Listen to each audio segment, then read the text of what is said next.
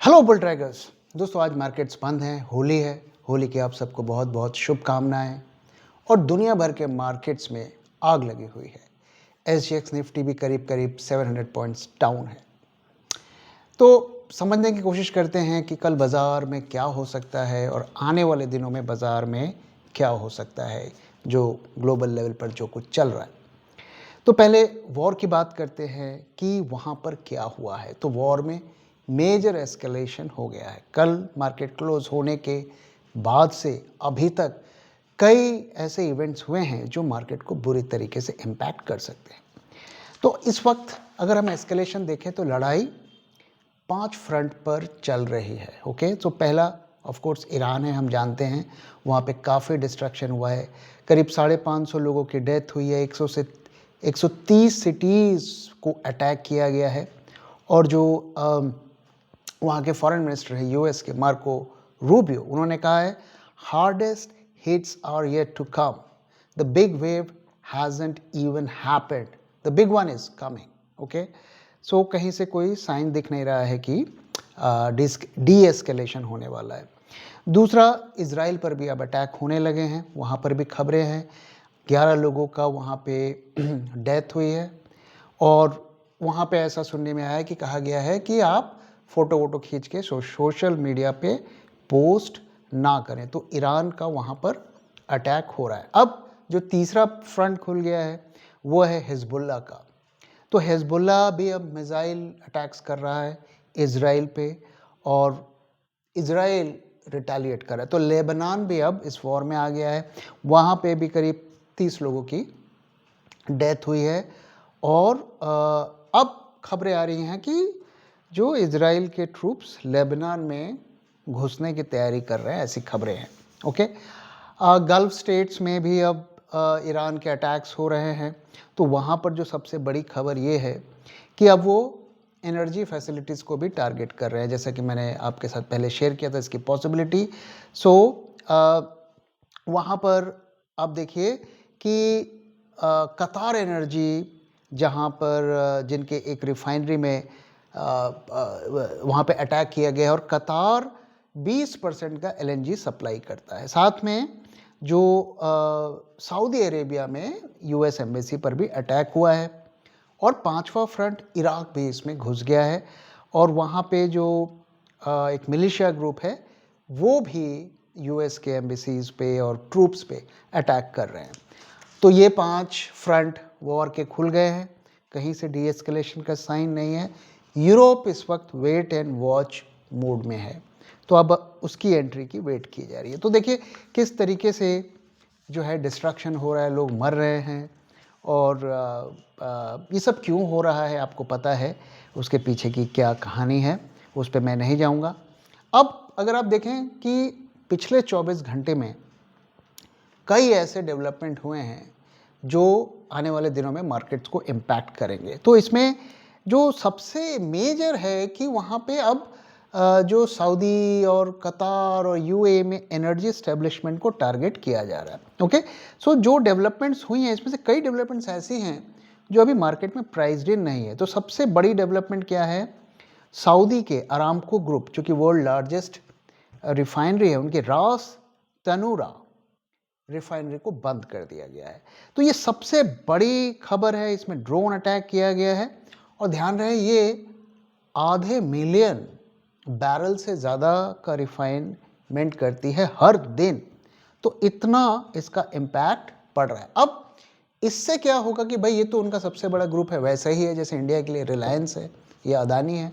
तो अब आपने वहाँ पर ठोक दिया, तो अब स्ट्रॉन्ग चांसेस है कि सऊदी अरेबिया भी ये वॉर में कूदेगा ईरान के अगेंस्ट में। ओके, इसके बाद आप देखिए कि कुवैत की अहमदी ऑयल रिफाइनरी, उसमें भी ड्रोन का अटैक हुआ। हालांकि बहुत ज़्यादा डैमेज नहीं हुआ है, पर उस पर भी अटैक हुआ है। तो अभी मुझे नहीं पता वहाँ पर प्रोडक्शन रोका गया है कि नहीं, बट ये सिग्नल है कि वहाँ पर आगे और भी अटैक होंगे। अब इसके अलावा देखिए क्या हुआ है कि यूएस एम्बेसीज पर अटैक हो रहा है, कुवैत में, रियाद में।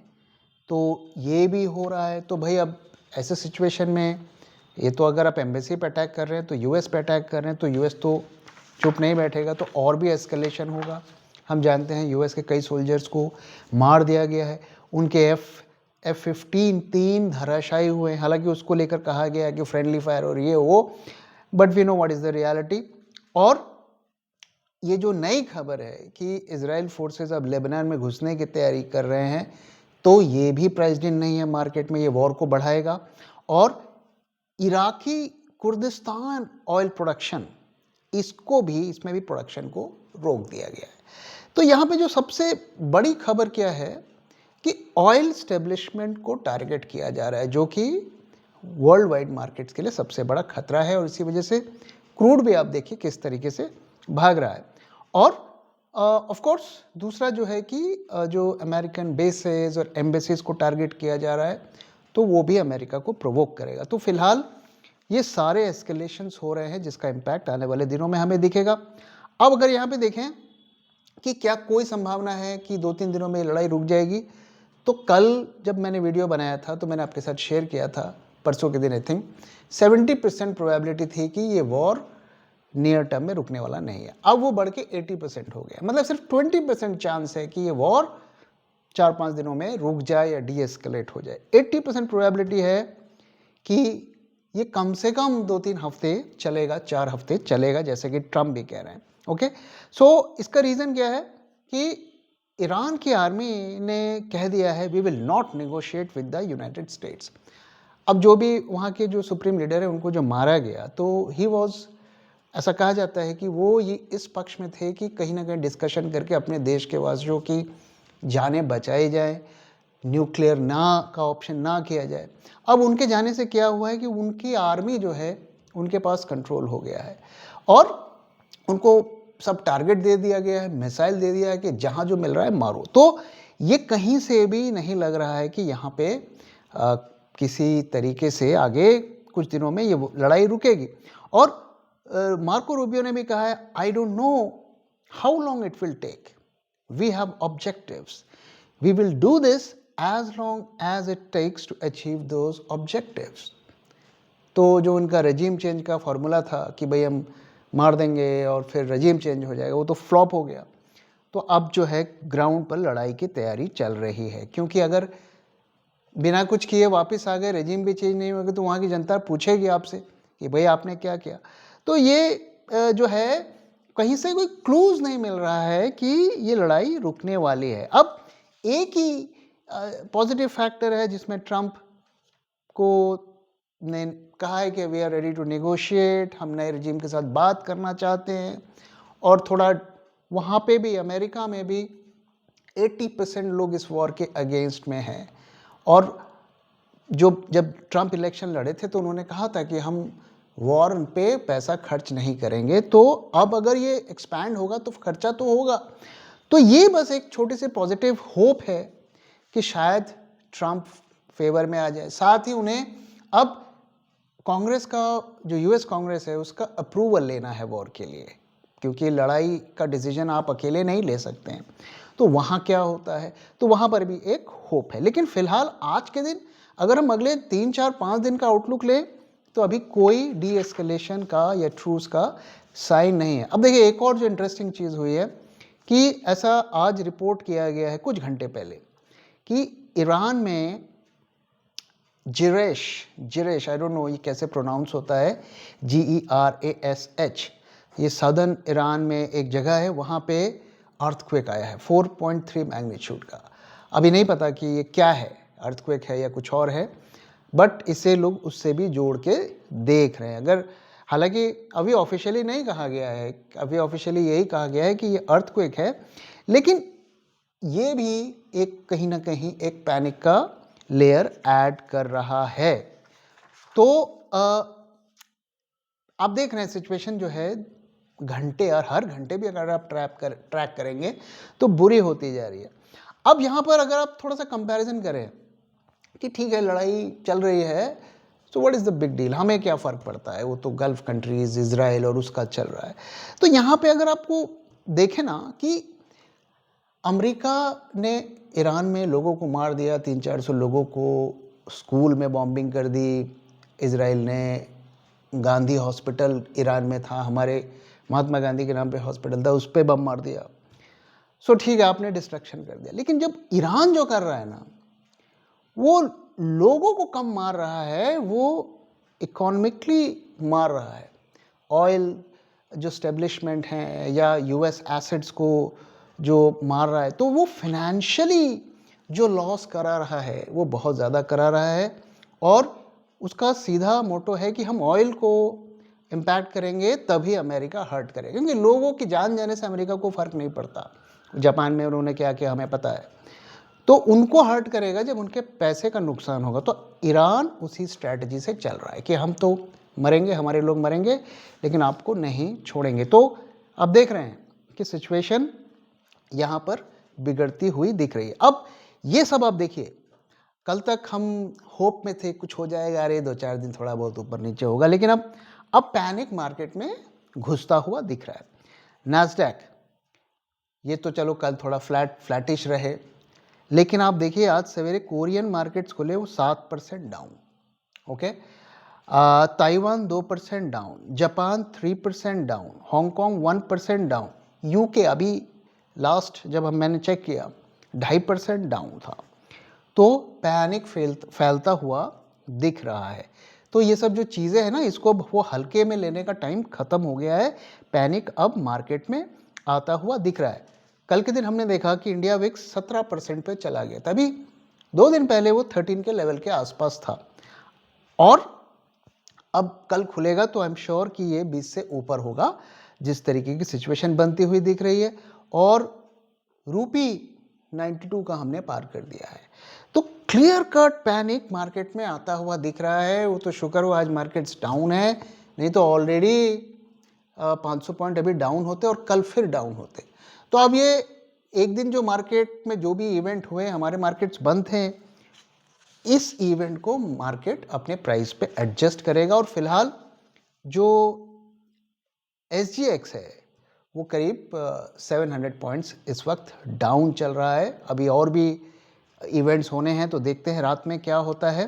और क्रूड जो है 80 के लेवल को पार कर दिया है, तो वहाँ पर भी ये फेयर रिफ्लेक्ट हो रहा है। तो मैंने आपके साथ शेयर किया था कि खबरों पे ज़्यादा ना भी आप जाएं, क्रूड को अगर आप देखेंगे तो आपको पता चलेगा कि क्या होगा। अब ये 80 का जो लेवल था, ये मैं उम्मीद कर रहा था एक दिन पहले ही पहुंच जाएगा, ये एक दिन लेट पहुंचा। और अब जो सिचुएशन बन रही है, तो अब हम 90 से 100 के बीच में जाने का हमें दिख रहा है कि वहाँ पे जाएगा, क्योंकि अब ऑयल टारगेट्स को ही हिट किया जा रहा है, क्योंकि वही एक ऐसी चीज़ है जो अमेरिका को हर्ट करेगी।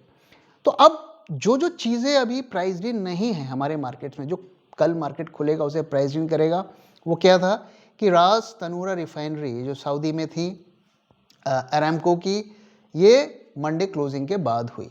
यूएस एम्बेसी रियाद में जो अटैक हुआ, ये ट्यूसडे को हुआ। कतार एनर्जी पे भी जो अटैक हुआ, वो भी इंडियन क्लोजिंग के बाद हुआ। IDF ग्राउंड ऑपरेशन जो हो रहा है, वो भी बाद में हुआ। और इसके अलावा जो भी यूएस की डेथ्स हुई, और यूएस ने जो कहा कि biggest strikes are yet to come, ये सारा कुछ अगर आप देखें तो कल के मार्केट्स क्लोज होने के बाद हुआ है। और आज रात अभी बाकी है, रात तो बहुत बड़ी होती है, तो वहाँ पर क्या होता है हमें देखना है। तो ये सब कुछ अब हमें SGX निफ्टी में दिख रहा है 700 पॉइंट्स वहाँ पर डाउन है। तो जो हम 1000-1200 पॉइंट की बात कर रहे थे, वो तो 2 ही दिन में हो गया, जबकि उम्मीद ऐसी थी कि कुछ ना कुछ होगा, शायद कुछ पॉजिटिव हो जाए। लेकिन ऐसा लग रहा है कि जिन्होंने भी इस वॉर की प्लानिंग की थी, अब चीज़ें उनके हाथ से निकल गई हैं और ईरान ने उनको पूरी तरीके से सरप्राइज़ कर दिया है। तो अब इसका जो इम्पैक्ट है कल तो देखने को मिलेगा, और उसके बाद हो सकता है अगले 2-3 दिन भी हमें देखने को मिले, और फिर कहीं से कुछ होप आ जाए तो है, क्योंकि ईरान ने साफ साफ कह दिया कि हम बात करने को तैयार नहीं। तो आप किससे बात करोगे, फिर कैसे इसको रिजॉल्व करोगे? तो अब आप एक ही तरीका है आपके पास कि भाई लड़के ख़त्म करो और वेट करो कि भाई उनकी सारी मिसाइलें ख़त्म हो जाएं। तो सिचुएशन बहुत सीरियस होती हुई दिख रही है, थोड़ा हमें संभल कर चलना है। अब देखिए, अगर आप देखें कि ये तो चलो एक एस्पेक्ट है इंडियन मार्केट्स के लिए अगर आप देखें, ये तो एक एस्पेक्ट है, कई और फ्रंट भी हमारे लिए रिस्क क्रिएट कर रहे हैं, इंडियन मार्केट्स के लिए रिस्क क्रिएट कर रहे हैं। तो अगर यहाँ पे कुछ पॉजिटिव न्यूज़ हो भी जाए तो और फ्रंट पर हमें प्रॉब्लम का सामना ना करना पड़े, ये हमें देखना है। तो क्या है वो चीज़ें जो हम कह रहे हैं कि एक रिंग ऑफ फायर टाइप बनता हुआ इंडिया के अराउंड में दिख रहा है, क्या है वो? तो अभी आप देख रहे हैं कि यूएस इजराइल का लड़ाई है वो चल रही है, तो ये एक नेगेटिव सेंटिमेंट क्रिएट करेगी, ऑयल पे शॉक करेगी। ऑयल ऑलरेडी बढ़ रहा है और उसका नुकसान हमारी इकॉनमी को होगा, मार्केट को होगा। अब देखिए दूसरी चीज़ जो है, क्या इस वॉर से वो कनेक्टेड है, वी हैव टू सी। पाकिस्तान अफगानिस्तान का वॉर और इंडिया ने अफगानिस्तान को सपोर्ट किया है, तो क्या ये भी एंगल में आएगा, पिक्चर में आएगा? क्या ये भी यूएस इजराइल की प्लानिंग है?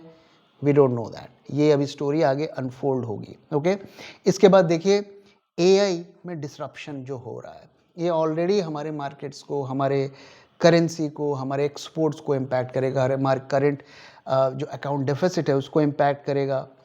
तो यहाँ से भी एक बहुत बड़ा रिस्क उभरता हुआ दिख रहा है। टैरिफ में कोई रिलीफ तो मिलती हुई दिख नहीं रही है, अभी तो उसकी कोई बात नहीं कर रहा है, सब भूले हुए हैं। वो रिस्क जस का तस बना हुआ है, किसी दिन ट्रंप का दिमाग सटक गया, कुछ और लगा देगा। ओके नाउ, और इससे भी बड़ा जो खतरा है वो है, अगर क्रूड 100 के आसपास पहुंच गया तो हमारी करेंसी का क्या होगा? क्या हम क्रूड भी 100 पे पहुंचेगा और हमारा रुपया भी 100 पर पहुंचेगा? दैट वी हैव टू से। इन्फ्लेशन का क्या होगा? रेट कट्स का क्या होगा? और एक और चीज़ अगर ध्यान में रखें कि अगर ये लड़ाई लंबी चलती है और क्रूड बढ़ता है तो ये एक यूएस में रिसेशन का माहौल क्रिएट कर देगा, रिसेशन आ सकता है वहाँ पे। ये बात मैं देखिए आपको हवा में नहीं कह रहा हूँ, अगर आप देखिए तो पिछला जो खाड़ी के देशों में वॉर हुआ था, जो गल्फ वॉर के नाम से जाना जाता है, फर्स्ट गल्फ वॉर, अगर आप देखें तो वहाँ पे लड़ाई जो है कई महीने चली थी, 6 महीने करीब करीब चली थी। क्रूड में भी ज़बरदस्त वहाँ पे हमें जंप देखने को मिला था, और उसका परिणाम क्या हुआ था कि यूएस से रिसेशन में आ गया था। ओके, जबकि सेकंड जो गल्फ वॉर हुआ था उसमें क्रूड उतना इम्पैक्टेड नहीं हुआ था, लड़ाई छोटी चली थी, वो ख़त्म हो गई थी। तो हिस्टोरिकली भी अगर आप देखें तो एक बात तो तय है कि अगर ये लड़ाई हफ्ता 2 महीना चले, 4 से 6 हफ्ते, तो फिर ये रिसेशन की सिचुएशन क्रिएट कर देगा यूएसए में। तो वो एक अलग लेवल ऑफ रिस्क क्रिएट करेगा। हमारे एक्सपोर्ट्स का क्या होगा, हमारा आईटी इंडस्ट्री का क्या होगा? तो हमारे मार्केट में देखें तो ये ही सिर्फ रिस्क नहीं है, ये तो चलो मैं बहुत ऑप्टिमिस्टिक होके भी सोचूं तो 4-5 हफ्तों में ये काम ख़त्म हो जाएगा। लेकिन अगर ये लंबा चलता है तो वो बहुत बड़ा रिस्क हो जाएगा हमारे मार्केट के लिए। और अगर ये सेटल भी हो जाता है तो मैंने जो पॉइंट्स आपको बताए उसमें हमारा मार्केट उससे कैसे बचेगा। इसलिए अभी के लिए सिर्फ यही खतरा नहीं है, और भी खतरे हमारे मार्केट्स के लिए है। तो होप करते हैं कि कल रात में जब हम के बाद सवेरे उठे तो वहाँ पर कुछ हमें अच्छी खबर सुनने को मिल जाए, कुछ सीज़ फायर हो जाए, लोगों की जान बच जाए। मार्केट से ज़्यादा लोगों की जान इंपॉर्टेंट है, और होपफुली मार्केट यहाँ पर सेटल हो जाए। अगर ये एस्केलेट होता है फिर तो आगे ही देखा जाएगा कि क्या होगा। तो दोस्तों इसी के साथ इस वीडियो को यहाँ पे ख़त्म कर रहा हूँ। वीडियो कैसा लगा ज़रूर बताइएगा। आप में से काफ़ी लोग हमें वीडियोस भी भेज रहे हैं, स्क्रीनशॉट्स भी भेज रहे हैं, जो गल्फ़ में हैं और भी दूसरे कंट्रीज़ में हैं, उनके पास जो भी इन्फॉर्मेशन है। तो ऐसा कुछ इन्फॉर्मेशन है तो please feel free to share, और आई एश्योर यू कि आपके जो भी आइडेंटिटी है उसको डिस्क्लोज़ नहीं किया जाएगा। और उसमें से जो भी अगर कुछ ऐसी चीज़ है जो हमारे फ़ायदे की है, उससे हमें कुछ अपने कैपिटल को सेव करने में कुछ हेल्प मिलेगी, तो ज़रूर हम बाकी लोगों के साथ शेयर करेंगे। So thank you very much for watching and thank you for your time.